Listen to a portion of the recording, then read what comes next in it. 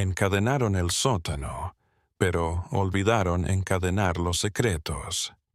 Hola a todos. Antes de empezar esta historia que les helará la sangre, quiero saber desde dónde nos escuchan. ¿Están solos o acompañados en casa? Dejadlo en los comentarios. Y si sois nuevos por aquí, suscribiros al canal porque hoy vamos a hablar de uno de los casos más escalofriantes de la España rural de 1900. Una historia que el tiempo trató de sepultar. Activen la campanita porque, de verdad, no querrán perderse lo que está por venir. Y ahora, agárrense. El viento del norte siempre soplaba fuerte en San Millán de la Cogolla, una aldea perdida entre las montañas de Castilla y León. Era 1900 y las casas de piedra se aferraban a las colinas como dedos nudosos, desafiando el tiempo y las tormentas de invierno. Música. Pero había una que sobresalía, la casa Rivas de 3 pisos con fachada de piedra caliza y ventanas de madera oscura que siempre parecían mirar. Cerradas incluso en los días más soleados del música verano. Los Rivas no eran una familia normal. Don Esteban Rivas, el patriarca, era un hombre imponente, alto, de hombros anchos y manos fuertes, de barba grisácea que le cubría media cara y ojo oscuro que no mostraba emoción, siempre vestido de negro, con chaleco de paño grueso y botas de cuero que resonaban en los adoquines de la plaza del pueblo. Su esposa, doña Carmela, era una mujer pequeña y delicada, con el cabello recogido en un moño apretado y vestidos oscuros que la envolvían. Casi nunca levantaba la vista al hablar con alguien. Su voz era un susurro que se desvanecía en el aire. Los vecinos comentaban que había sido diferente de joven, alegre, vivaz, pero que algo se había apagado en ella tras su tercer hijo. Los Rivas tenían 4 hijos. Mateo, el mayor, 23 años, mismo porte.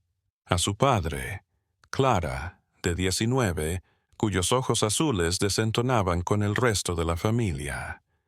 A Vicente, de 14, un chico flaco y reservado que parecía fundirse con las sombras, y a la pequeña Isabel, de tan solo 8 años, que jamás salía de casa. En el pueblo, los Rivas eran respetados. Don Esteban donaba al templo parroquial todos los domingos. Había financiado la reparación del techo, los nuevos ornamentos del altar. Doña Carmela hacía colectas para las familias más necesitadas, aunque ella nunca iba a repartir. Siempre mandaba a sus hijos mayores. Son una bendición para San Millán, decía el padre Sebastián, el viejo párroco de mejillas sonrojadas y sotana remendada. En estos momentos, familias como los Rivas son el corazón de nuestra sociedad. Pero no todos en el pueblo pensaban así. Lucía Navarro, la partera del pueblo, una mujer de 60 años, de manos rudas y mirada penetrante, siempre. Algo se había movido en mí con esa familia. Había estado en el parto de Isabel 8 años atrás. Recordaba la atmósfera sofocante de esa casa. Las habitaciones olían a humedad y a algo más que no podía reconocer. Doña Carmela había llorado en el parto, no de dolor, sino de desesperación. Algo anda mal en esa casa, le había dicho Lucía a su esposo aquella noche. Las paredes susurran misterios. Su esposo, un hombre pragmático y nada supersticioso, había, descartando sus palabras con un ademán de la mano. Son gente adinerada, Lucía. La riqueza siempre trae envidia. No avives el chisme. Vero. Lucía no podía quitarse de la mente los ojos de doña Carmela esa noche, suplicando como si quisiera hablar y no pudiera. Los meses se sucedían en San Millán con la regularidad de la vida campesina. Los campesinos cultivaban sus campos, los niños jugaban en las calles empedradas y las mujeres lavaban la ropa en la fuente del pueblo. Noticias. Pero cuando se trataba de los Rivas, siempre se hacía un silencio incómodo, como si todos supieran algo que nadie se atrevía a nombrar. ¿Se han fijado en que don Esteban, música, nunca aparece por el día?, dijo una tarde Pilar, la mujer del herrero, mientras escurría una sábana mojada. Dicen que trabaja en sus tierras, respondió otra mujer, aunque su tono no era seguro. ¿Qué tierras? Nadie lo ha visto en el campo, repitió Pilar, en voz baja. Y otra cosa, ¿alguna ha entrado en su casa? Las mujeres se miraron entre sí. Ninguna había entrado jamás a la casa Rivas. Las limosnas se daban en la puerta, las charlas en la calle. Y cuando doña Carmela hacía sus colectas, siempre era en la sacristía de la iglesia, nunca en su casa. Yo les traje un guiso hace 2 inviernos cuando Clara estuvo enferma, dijo Mercedes, una joven de voz suave.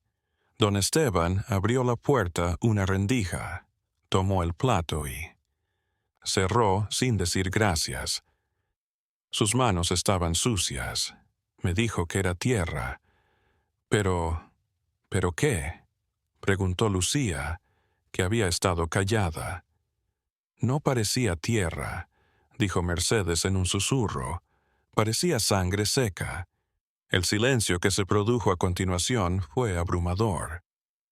Las mujeres siguieron trabajando con la cabeza gacha, pero la semilla de la duda estaba sembrada. Aquella noche, mientras el pueblo dormía bajo las estrellas, un grito resonó. Fue un grito ahogado, corto, que había llegado de casa Rivas. Algunos vecinos abrieron sus ventanas, pero la noche no mostraba nada. La casa estaba cerrada, sin luces en las ventanas, como si estuviera deshabitada. A la mañana siguiente nadie habló del grito, pero todos lo habían oído. Don Esteban entró a la plaza como de costumbre, imponente, su sombra alargándose sobre los adoquines. Saludó con la cabeza al padre Sebastián y depositó su limosna semanal en el cepillo de la iglesia. Todo era normal, pero al pasar al lado de Lucía se dio cuenta de algo. Sus ojos, usualmente tan planos, brillaban con algo parecido a la satisfacción. Lucía no pudo dormir esa noche. Algo malo estaba pasando en casa de los Rivas y todo el pueblo lo sabía. Pero el miedo, el respeto a la familia o algo más oscuro, tenía música a todos callados. Los Rivas seguían siendo la familia ideal de San Millán de la Cogolla, al menos en apariencia. El invierno de 1902 llegó a San Millán con una ferocidad inusitada. Las nevadas cerraron los caminos que comunicaban la aldea con los pueblos vecinos y el frío se filtraba por entre las piedras de las casas. Las familias se abrazaban al calor de sus hogares, quemando madera, compartiendo mantas. Afuera el viento aullaba como una bestia herida. Una de esas noches frías, don Esteban Rivas enfermó. Nadie pudo decir qué le pasaba. El doctor Fuentes, un hombre corpulento y bigotudo, al servicio de 3 pueblos de la región, le llamó a la casa Rivas en plena tormenta de nieve. Cuando llegó finalmente, empapado y tiritando, lo recibió en la puerta Mateo, el hijo mayor. «Mi padre está en su habitación», respondió Mateo con voz plana, sin mostrar la preocupación de un hijo por la enfermedad de su padre. El doctor Fuentes subió las escaleras crujientes, sintiendo que la temperatura bajaba con cada paso. La casa estaba oscura, iluminada solo por velas, y el aire olía a lo que había olido en casas donde la muerte acechaba, una mezcla de mojo, enfermedad, algo más que no podía nombrar. Don Esteban estaba en una cama con dosel de madera oscura. Su cuerpo imponente ahora se encogía bajo las mantas. Su rostro, generalmente firme, estaba delgado, sus ojos hundidos y su piel grisácea. Respiraba con dificultad. Cada respiración era una lucha. ¿Cuándo iniciaron los síntomas?, preguntó el médico abriendo su maletín. Doña Carmela, sentada en una silla junto a la ventana, respondió en un hilo de voz. Hace 3 días. Primero la fiebre, luego el dolor de pecho. El médico lo revisó. Pulso errático, respiración superficial, delirio intermitente, reposo absoluto, infusiones de hierbas y compresas frías para bajar la fiebre. Pero cuando miró a doña Carmela a los ojos, vio algo que lo inquietó. No había miedo ni pena, había alivio. En los próximos 5 días, don Esteban peleó con la muerte. En sus delirios gritaba cosas ininteligibles. El doctor Fuentes, que venía 2 veces al día, escuchó retazos alarmantes. Nunca más el sótano. El sótano debe permanecer cerrado. Perdóname, padre. Solo te obedecí. Las cadenas deben sostener las cadenas. Los familiares se quedaban impávidos ante tales gritos. Mateo se quedaba siempre cerca de la puerta de la habitación, como un guardián. Clara se encargaba de las labores, domésticas de mirada vacía. Desaparecía horas y nadie preguntaba. La niña Isabel nunca subía al 2.º piso donde su padre se moría. El 6.º día, a las 3 de la mañana, don Esteban Rivas dio su último suspiro. El médico Fuentes, que había pernoctado en la casa ante la gravedad del enfermo, certificó la música muerte por fallo cardíaco, pero mientras descendía las escaleras, algo le hizo detenerse bruscamente. Un ruido sordo que provenía de algún lugar bajo sus pies.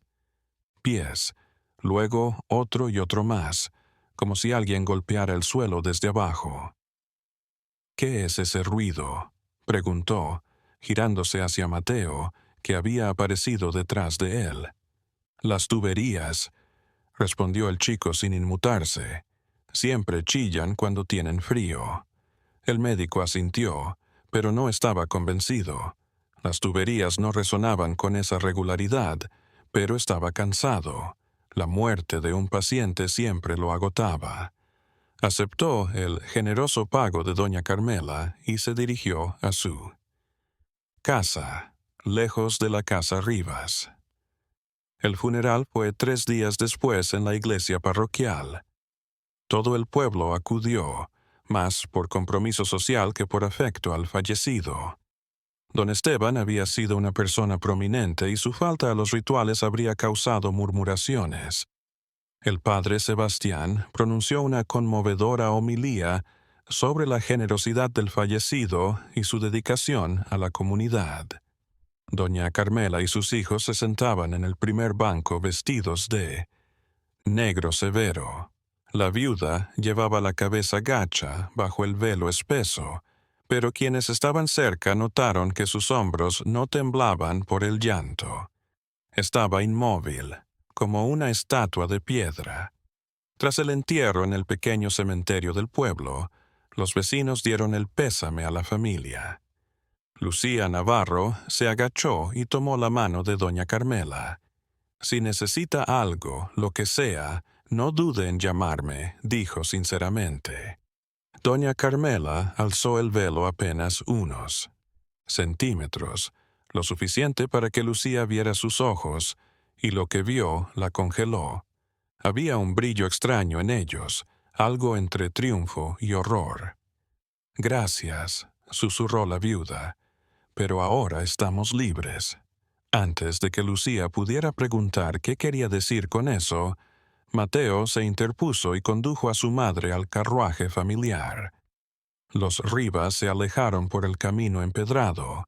dejando tras de sí un rastro de murmullos y miradas confusas. Las semanas que siguieron fueron extrañas.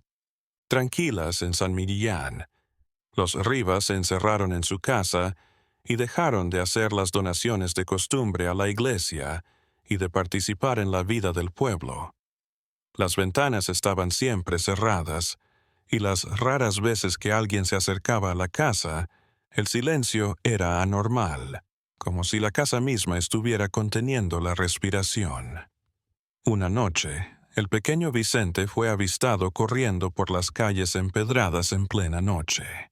Iba descalzo y con el camisón manchado de tierra, y sus ojos desorbitados mostraban un horror indescriptible. Le detuvo Pedro, el herrero, que volvía de asistir a un parto de su yegua. Pero, chico, ¿qué haces fuera a estas horas? Vicente se estremeció. Intentó hablar, pero solo salieron sonidos incomprensibles. Finalmente logró pronunciar 2 palabras antes de que Mateo surgiera de la oscuridad y lo agarrara del brazo. El sótano vivo. Mateo le sonrió al herrero, pero la sonrisa no llegó a sus ojos. Perdone a mi hermano. Desde la muerte de nuestro padre tiene pesadillas. Horribles. Sonambulismo, dice el médico, y sin esperar respuesta, arrastró a Vicente de nuevo a la casa Rivas, 2359. Pedro se quedó parado en la calle, mirando cómo la puerta de madera se cerraba de golpe. Entonces oyó algo que le hizo cuestionar sus sentidos, cadenas arrastrándose sobre piedra y un grito ahogado en algún lugar bajo la tierra. A la mañana siguiente, cuando Pedro le contó lo sucedido a su esposa Pilar, ella lo abrazó fuertemente. «No te acerques más a esa casa», le imploró. «Lo que ocurra allí no es de nuestra incumbencia». Pero Pedro no podía olvidar los ojos aterrorizados del joven Vicente, ni sus palabras, el sótano, vivo. Algo en la casa Rivas se había transformado tras la muerte de don Esteban. Y ese algo no anunciaba nada bueno. La primavera de 1903 llegó a San Millán con su cielo y su naturaleza renovada. Los campos se llenaron de flores silvestres. Las aves volvieron de la migración y el sol calentaba las tejas de las casas. Piedra. Pero sobre la casa Rivas parecía extenderse una sombra eterna que ninguna estación lograba disipar. Las habladurías en el pueblo habían brotado como hierba mala tras la lluvia. Las charlas en la fuente, las reuniones en la plaza, las discusiones en la cantina del viejo Ramón, siempre giraban en torno a lo mismo. ¿Qué pasaba en realidad en la casa de los Rivas? Fue Gabriela, la panadera de 18 años, quien reavivó las habladurías con un nuevo relato. Una mañana de abril, antes del amanecer, mientras amasaba el pan, había visto a Clara Rivas vagando sola por las calles vacías. Iba descalza, con el vestido rasgado y sucio de tierra, y balbuceaba. «Clara», le había gritado Gabriela saliendo de la panadería. «¿Estás bien?» La joven Rivas se había detenido en seco como si hubiera olvidado cómo andar. Luego se giró lentamente hacia Gabriela y ésta jamás olvidaría su mirada. Ojos desorbitados, mejillas manchadas de lágrimas secas y una sonrisa que no coincidía con el horror en sus ojos. «El sótano tiene hambre», había susurrado Clara. «Siempre tiene hambre. Papá lo sabía, ahora Mateo también». Antes de que Gabriela pudiera responder o gritar, Mateo había surgido de las sombras como si hubiera estado esperando. Tomó a su hermana del brazo sin violencia. «Disculpa, mi hermana», le dijo a Gabriela con la voz controlada. «El duelo la ha cambiado profundamente». El médico le ha recetado medicinas que a veces la confunden. Gabriela había estado demasiado asustada para objetar y vio cómo Mateo llevaba a Clara de vuelta a casa. Pero las palabras de la chica resonaban en su mente. El sótano está hambriento. La noticia corrió como la pólvora por San Millán. Todos los que la oían aportaban su experiencia o teoría. Otros recordaban los golpes que a veces se oían en la casa Rivas en plena música noche. Otros decían, el olor peculiar que desprendía la casa algunos días, un olor dulce y pútrido que recordaba a carne en descomposición. Lucía Navarro se dijo que era hora de hacer algo.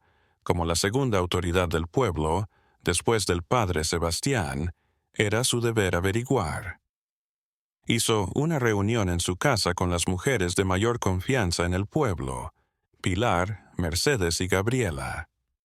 No podemos seguir haciendo la vista gorda ante lo que todos sabemos que está aquí, dijo Lucía, sirviendo infusiones de manzanilla. Esa familia está ocultando algo horrible. Pero, ¿qué podemos hacer?, dijo Mercedes, retorciendo un pañuelo en sus manos. Son buenas personas. Nadie nos creerá. ¿Y si habláramos con el padre Sebastián?, propuso Pilar. Él es quien mejor conoce a la familia. Lucía negó con la cabeza. El padre Sebastián está enceguecido por las limosnas. No mira más allá del oro que echan en el cepillo de la iglesia. Y el doctor Fuentes, sugirió Gabriela. Él estuvo en la casa cuando don Esteban falleció. Fue una idea genial. El doctor Fuentes era un hombre de ciencia, reconocido en toda la región. Si él corroboraba que algo extraño sucedía en la casa Rivas, tendrían un aliado. Lucía acudió al médico a la mañana siguiente a su consulta en Calahorra, el pueblo de al lado. Lo encontró en su estudio, rodeado de libros de medicina y frascos de medicinas. Lucía abrió la boca para expresar sus temores, pero el médico permaneció en silencio un rato.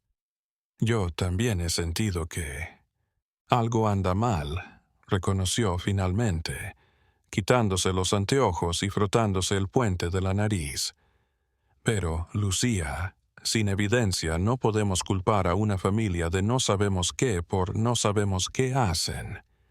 El chico Vicente habló la noche que lo encontraron en la calle, dijo Lucía. Habló de algo vivo en el sótano. Un chico traumatizado por la muerte de su padre, respondió el médico, aunque su tono no era convincente. Lucía, gracias por preocuparte, pero necesitamos más que chismes y palabras de sonámbulo. Lucía, frustrada, pero no vencida, regresó a San Millán. Si las autoridades no iban a hacer nada, ella iba a descubrir la verdad por sí misma. La oportunidad llegó 2 semanas después. La pequeña Isabel, de 10 años, escapó de casa a plena luz del día. La hallaron en la iglesia, rezando ante el altar, desesperada. Aquellas palabras entrecortadas por los sollozos congelaron la sangre del padre Sebastián, que la consolaba. Dios, por favor, no me dejes llevar al sótano.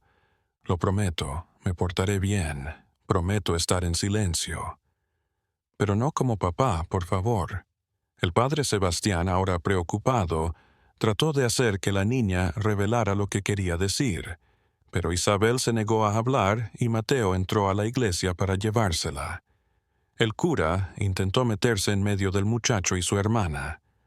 Mateo, esta niña está angustiada. Tal vez el doctor Fuentes debería revisarla, o al menos con todo. Respeto, padre, lo interrumpió Mateo con frialdad.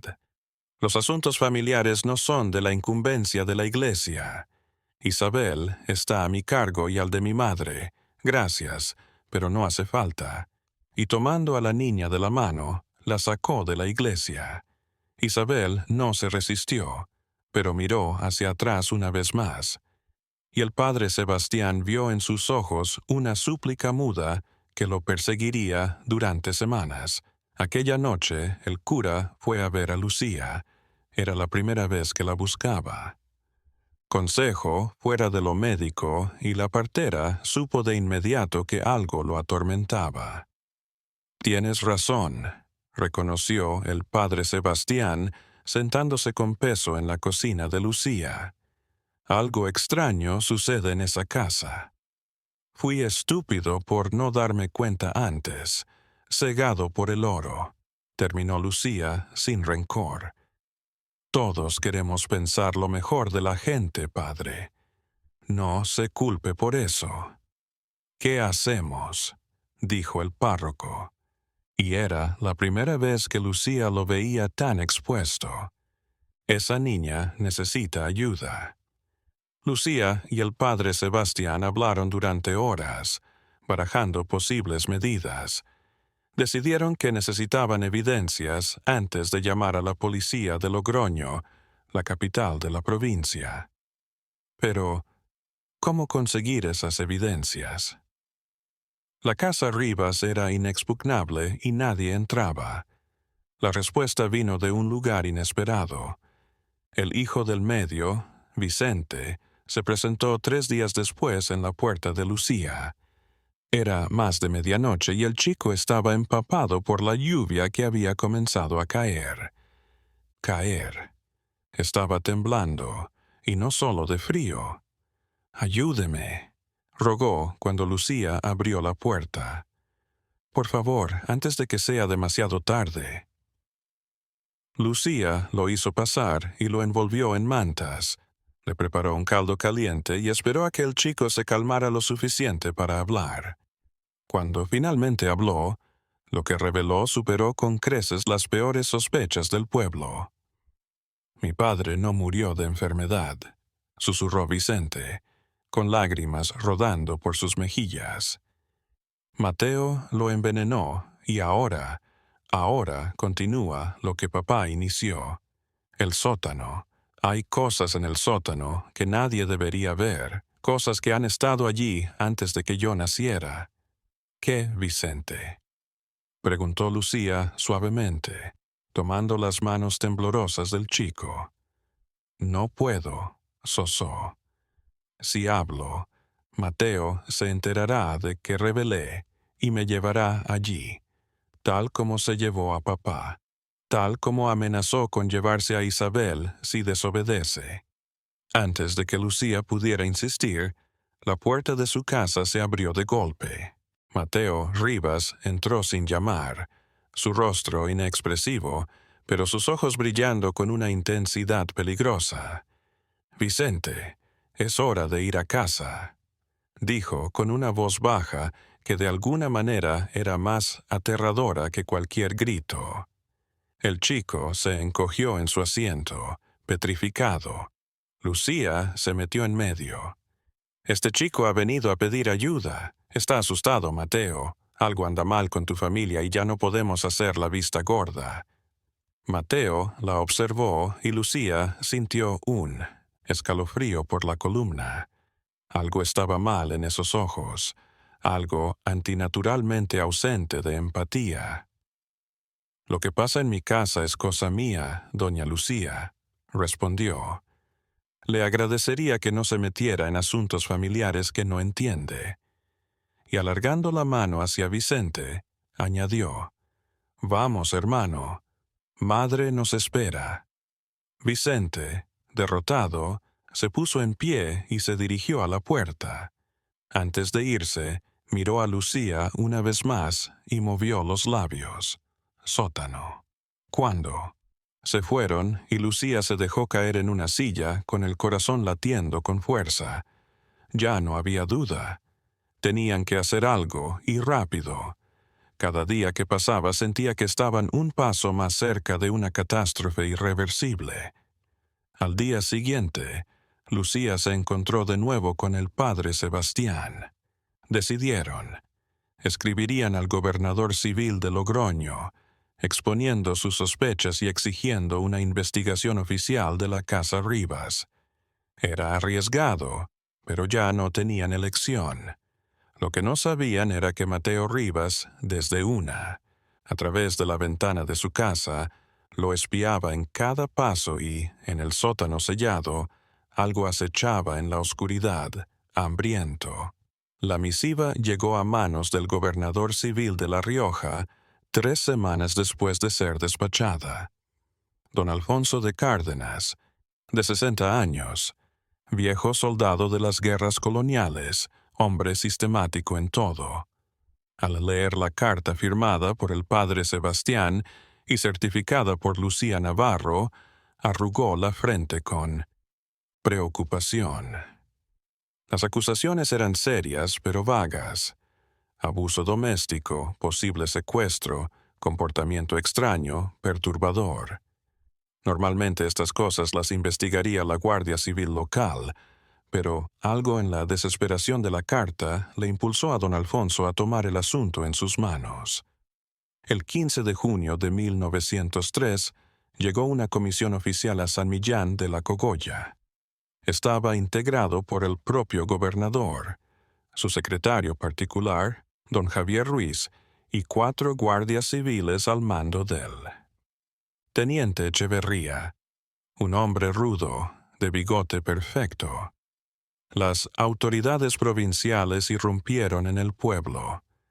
Los vecinos se asomaban a ventanas y puertas, mirando con curiosidad y temor cómo el carruaje real se detenía frente a la casa Rivas.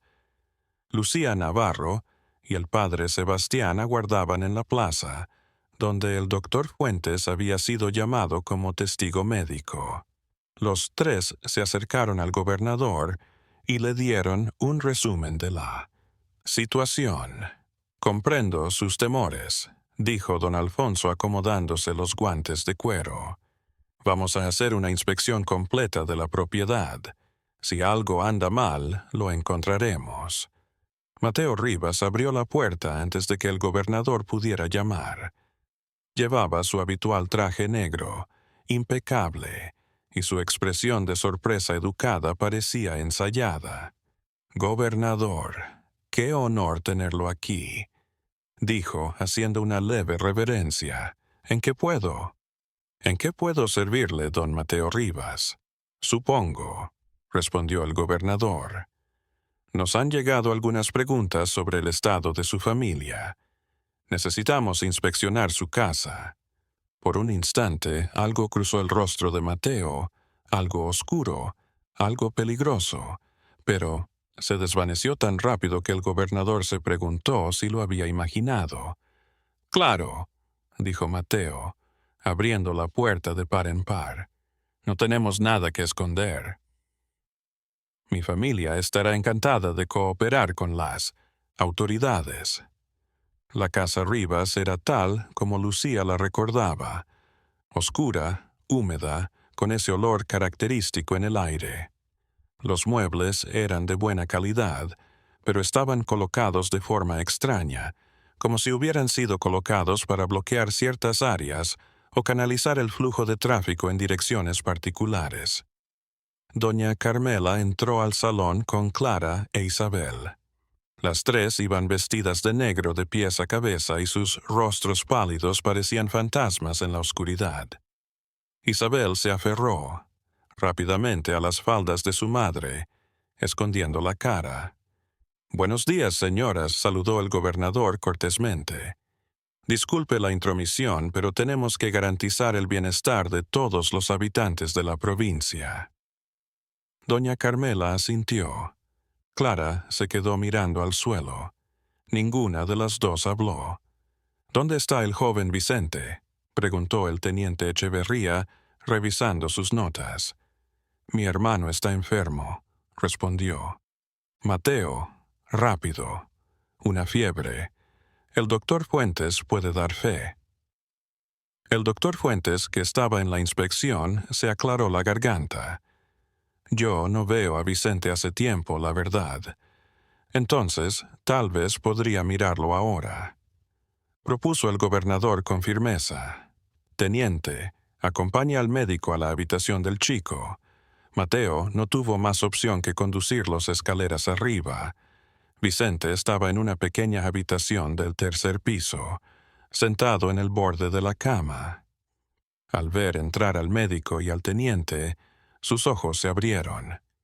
Abrió la boca con esperanza, pero una mirada de advertencia de su hermano lo hizo agachar la cabeza. El doctor Fuentes revisó al chico rápidamente.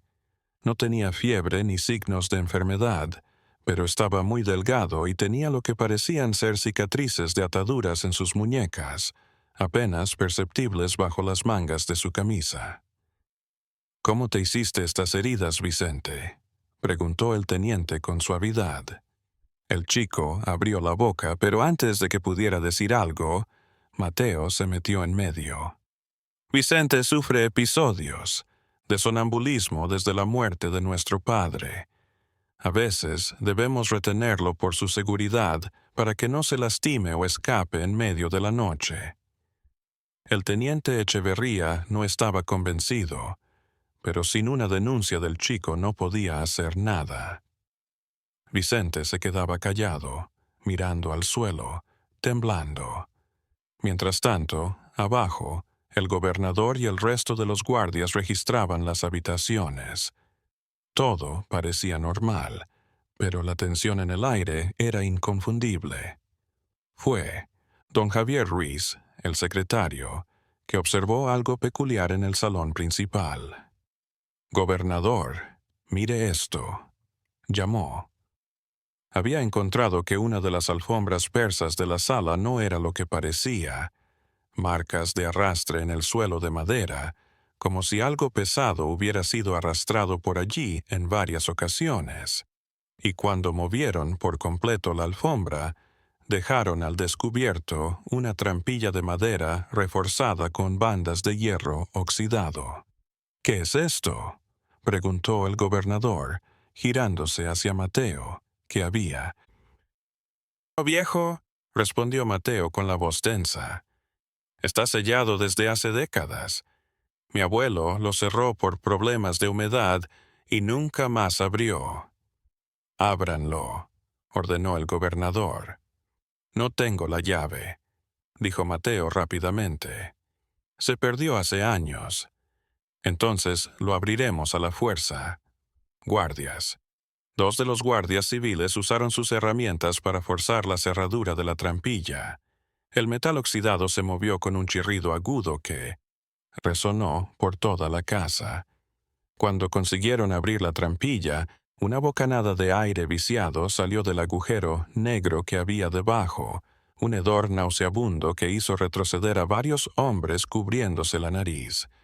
«Vamos a necesitar lámparas», dijo el teniente Echeverría, sacando un pañuelo para taparse la cara. Mateo se quedó quieto, observando la escena con el rostro inescrutable. Pero doña Carmela ya lloraba en silencio mientras música clara abrazaba a Ala. Pequeña Isabel, que lloraba en su pecho. Los guardias bajaron por una escalera de piedra que parecía adentrarse en las profundidades de la tierra. El gobernador, el doctor Fuentes y Lucía lo siguieron. El teniente Echeverría se quedó arriba, vigilando a la familia. Lo que descubrieron en el sótano superó sus peores temores. El lugar era más extenso de lo que imaginaba. Una serie de túneles excavados en la roca bajo toda la casa. Las paredes estaban manchadas de sangre, antigua. Había herramientas colgando de ganchos, cuchillos de todos los tamaños, sierras, cadenas, y en las esquinas restos. Restos humanos no recientes, antiguos, algunos reducidos a huesos blanqueados por el tiempo, pero suficientes para probar lo que nadie quería creer. Este lugar había sido usado durante años, décadas para cosas terribles. El doctor Fuentes, a pesar de ser médico, tuvo que salir corriendo del sótano para vomitar. Lucía, pálida pero decidido, recorrió la sala con las lámparas. Ella halló los diarios. Eran 3, todos encuadernados en cuero gastado, apilados en un cofre de madera en lo más profundo del sótano. Los abrió con manos temblorosas y comenzó a leer bajo la lámpara.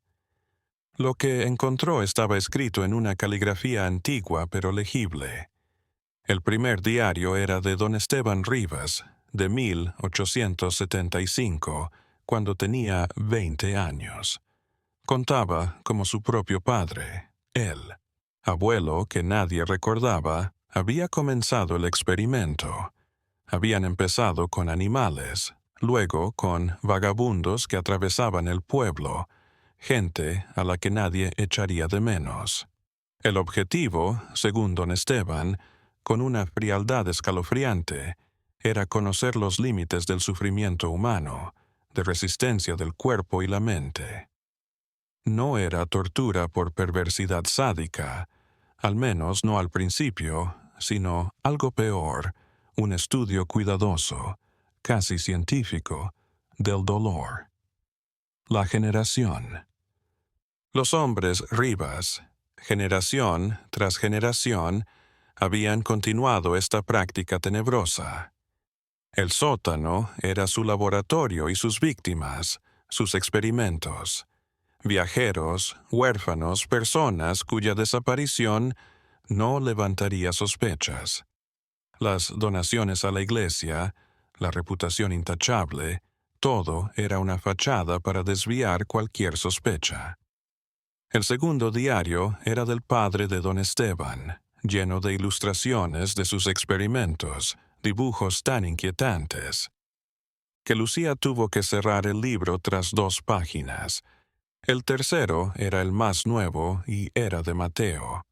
Las últimas entradas tenían solo 3 semanas. Contó cómo había envenenado a su padre, don Esteban, cuando éste intentó detener la continuación de los experimentos, diciendo que los tiempos estaban cambiando y que el riesgo de ser descubierto era demasiado grande. Mateo había escrito: «Mi padre se había debilitado. Olvidó que esto es más grande que nosotros, que es nuestro. Herencia familiar. He asumido el mando y seguiré trabajando con la misma dedicación que mis ancestros. Vicente es demasiado sensible, pero Isabel es maleable. Ella es la próxima generación». Lucía se mareó al leer aquello.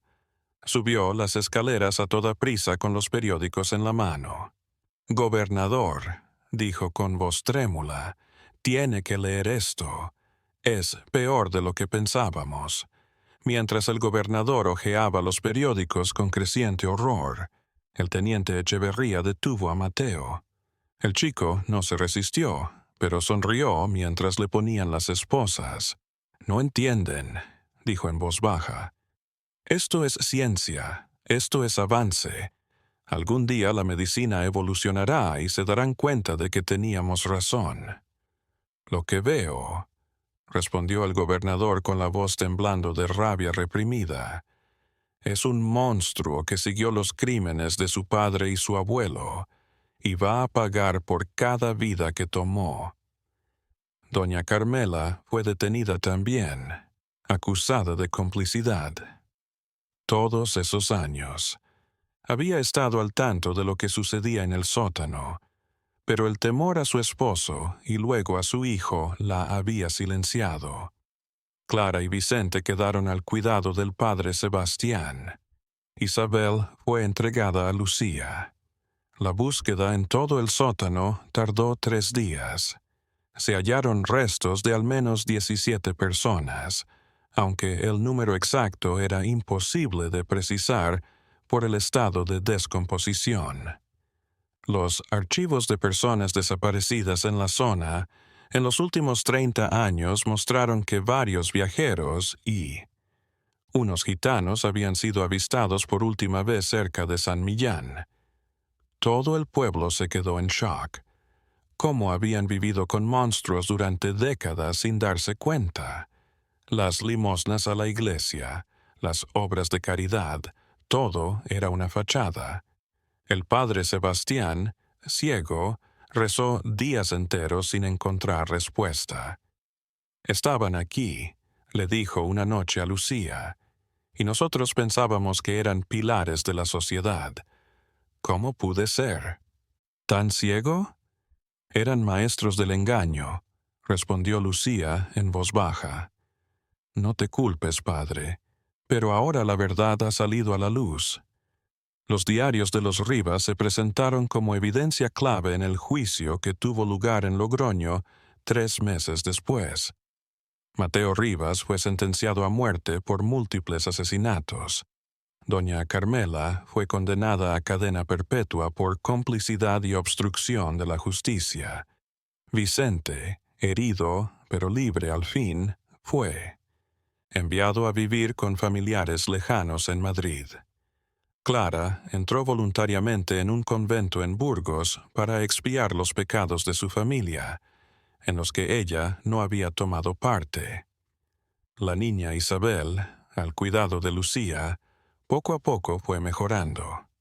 Las pesadillas seguían, pero ahora la niña volvía a sonreír, a jugar con otros niños, a recordar que había vida más allá del horror. ¿Puedo preguntarte algo?, le dijo Isabel a Lucía una tarde, de otoño, ayudando a preparar la cena. Lo que desees, cariño. ¿Por qué mi familia era así? ¿Nacieron malos o se volvieron malos? Lucía se agachó a su altura y tomó sus manos. No lo sé, Isabel. Creo que tu bisabuelo inició algo horrible y cada generación lo continuó porque creían que era su responsabilidad. Pero tú no eres como ellos, eres buena y puedes cambiar. Isabel la abrazó, sus ojos llenos de lágrimas. No quiero ser como ellos jamás, y nunca lo estarás, le aseguró Lucía, abrazándola. Lo prometo. La casa Rivas fue clausurada y sellada por el gobernador. El sótano se llenó de tierra y rocas y se erigió una lápida en la propiedad en memoria de las víctimas no identificadas que habían perecido allí. Pero incluso con la casa cerrada, incluso con los criminales encarcelados o ejecutados, San Millán de la Cogolla nunca volvió a ser el mismo. La sombra de lo sucedido aún perduraba, un recordatorio constante de que el mal puede esconderse tras la más respetable apariencia. Los años pasaron, 1903 se convirtió en 1904. Luego, en 1905, la casa Rivas estaba cerrada, sus ventanas bloqueadas, su puerta encadenada. La vegetación se enredó en sus muros de piedra, como si la naturaleza tratara de reclamar y ocultar el lugar de tantos sufrimientos. Mateo Rivas fue ajusticiado por Garrote Bill en la cárcel de Logroño en febrero de 1904.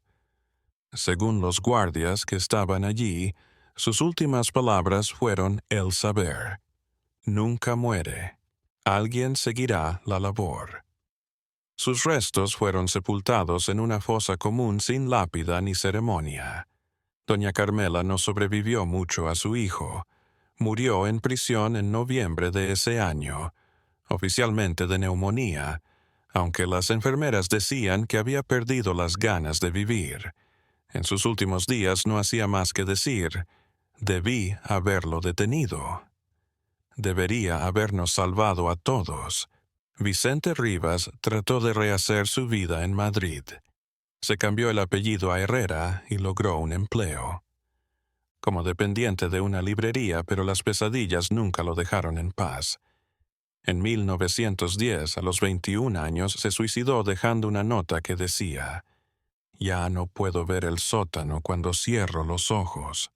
Clara permaneció en el convento hasta su muerte, en 1943. Según las monjas que la trataron, nunca hablaba de su pasado, y se dedicó a rezar y a cuidar enfermos. En su lecho de muerte susurró, «Espero que Dios perdone a mi familia. Yo nunca pude». Isabel, la única sobreviviente que logró reconstruir su vida, es legalmente adoptada por Lucía Navarro. Se convirtió en una joven inteligente y caritativa. Estudió enfermería y dedicó su vida a cuidar de los demás como si quisiera expiar los pecados de su familia. Se casó con un maestro de escuela de Pamplona. Tuvo 3 hijos y nunca volvió a San Millán de la Cogolla. Cuando sus propios hijos le preguntaban por su familia, Isabel solo respondía: «Mis padres murieron cuando era una niña. Luciana Barro era mi verdadera madre», y apresuraba el paso. Se llevó el secreto de su verdadero nombre a la tumba cuando falleció en 1967, a los 74 años, rodeada de sus nietos. En San Millán la vida siguió, pero el pueblo no olvidó. La Casa Rivas se erigió como una advertencia silenciosa, un recordatorio de que el mal puede acechar bajo la respetabilidad. En 1921, un empresario bilbaíno la adquirió y la restauró para transformarla en un hotel rural. Se veía una buena compra, una casa sólida en un pueblo hermoso, pero la primera noche que pasó allí, con su arquitecto para planear las reformas, huyó antes del amanecer. Nunca quiso decir lo que había visto, pero los vecinos que lo vieron salir dicen que su cara estaba blanca y sus manos temblaban. Dejó el proyecto y vendió la casa por una parte de lo que había pagado. El nuevo dueño, don Rodrigo Salazar, un hombre escéptico de 50 años, anticuario de profesión, no creía en fantasmas ni supersticiones. Había oído las historias, pero las había desestimado como exageraciones campesinas. Decidió que abriría la casa, la limpiaría y descubriría por sí mismo qué secretos, si es que quedaba alguno, se escondían en su interior. Fue en octubre de 1922 cuando don Rodrigo por fin entró en la Casa Rivas con 3 obreros contratados en Logroño que ignoraban la historia de la casa. Tenían lámparas de aceite, herramientas y la intención de hacer habitable. De nuevo, la propiedad. Los primeros días pasaron sin problemas. Asearon las estancias principales, sacaron muebles enmohecidos, repusieron cristales rotos.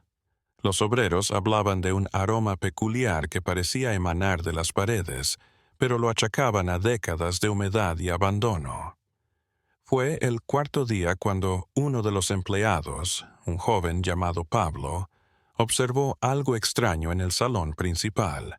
Aunque habían sellado y rellenado la entrada al sótano años atrás, las losas del suelo sobre él. La zona estaba hundida, como si algo debajo se hubiera movido. «Don Rodrigo, tiene que ver esto», gritó Pablo. Cuando movieron con cuidado las losas, se dieron cuenta de que la tierra y los escombros con que habían rellenado el sótano se habían compactado, dejando un vacío. Y allí descubrieron algo que no debería estar allí: un cofre de metal bastante nuevo que ciertamente no estaba presente en el sellado oficial de 1903. Don Rodrigo lo abrió, intrigado. En su interior había papeles, fotos y un cuarto diario que no se había descubierto en la investigación inicial. Este diario estaba en otra letra, más irregular, y las entradas eran posteriores al arresto de Mateo. Las primeras páginas ya mostraban algo aterrador. Había un quinto Rivas, nunca mencionado en los registros, un hijo bastardo de don Esteban. Tuvo una aventura clandestina con una sirvienta décadas atrás. Este hijo, educado en él. Pueblo vecino, con otro apellido, había descubierto la verdad sobre su origen y la herencia familiar. Se llamaba Tomás Aguirre y, según el periódico, había estado entrando al sótano en secreto durante años, observando y aprendiendo. Y cuando su medio hermano Mateo fue arrestado, Tomás había jurado seguir sus pasos. Las últimas anotaciones eran de 1920. Tomás contaba cómo había logrado entrar clandestinamente al sótano sellado a través de un túnel que conducía a una cueva natural en las afueras del pueblo. Había reanudado sus experimentos en otro lugar, en alguna parte de las montañas cercanas, refinando lo que sus ancestros habían iniciado. La última entrada era la más inquietante. 26 de agosto de 1920. He decidido dejar este diario en la casa ancestral como prueba de que el conocimiento de los Rivas no está muerto.